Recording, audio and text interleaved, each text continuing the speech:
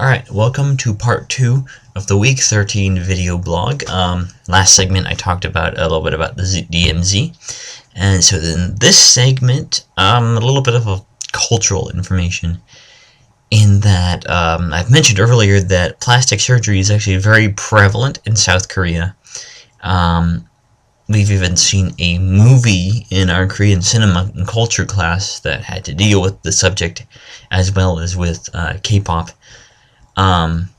In a movie in which an overweight woman gets full body complete makeover through plastic surgery, and at the end of the movie another girl comes into that same office and says she wants everything done too.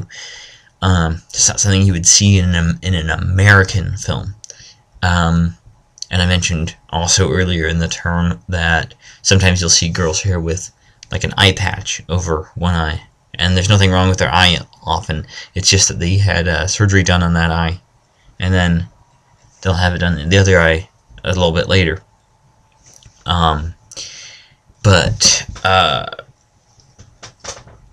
Something I noticed today during my exchange, there was another one of the international students who was doing a documentary interviewing Koreans about what their perceptions of physical beauty are.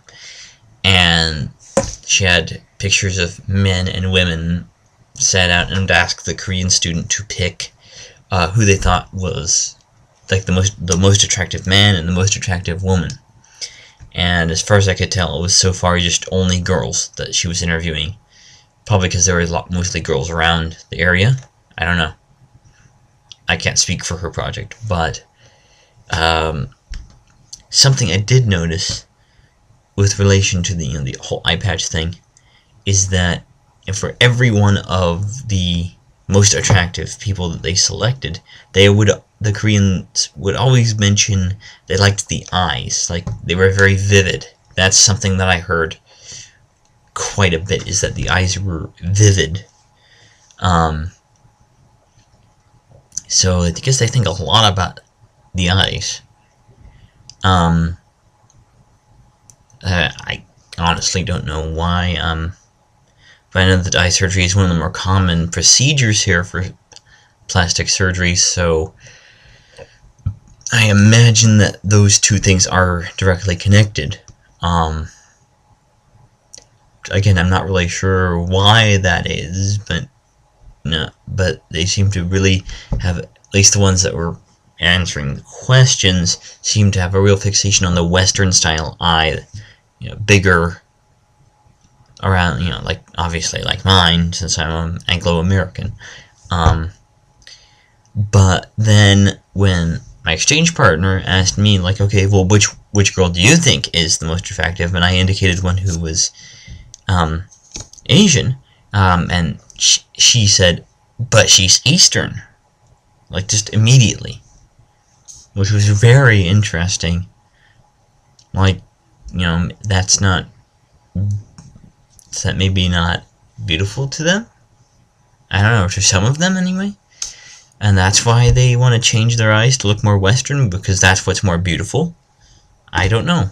It's very odd. I mean, I honestly think they should just be, I think it would be more healthy anyway, to just, accept beauty in whatever form it is, be it Korean, Anglo-American, African, Hispanic, whatever, Martian. The point being that it's a very different aspect of the culture, in that very critical about physical appearance like that.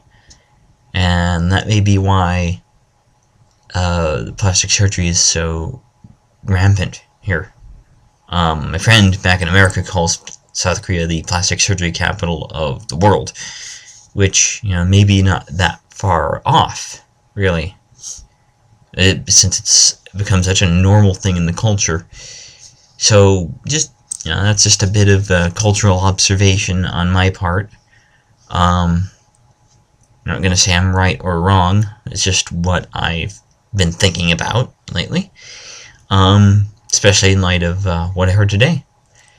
So stay tuned to that text blog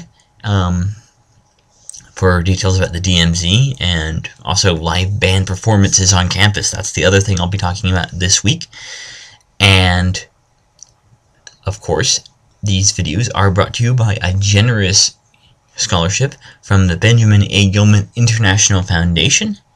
So if you're interested in studying abroad, I highly recommend you go check out their site and look into applying for that scholarship and helping promote study abroad to even more people.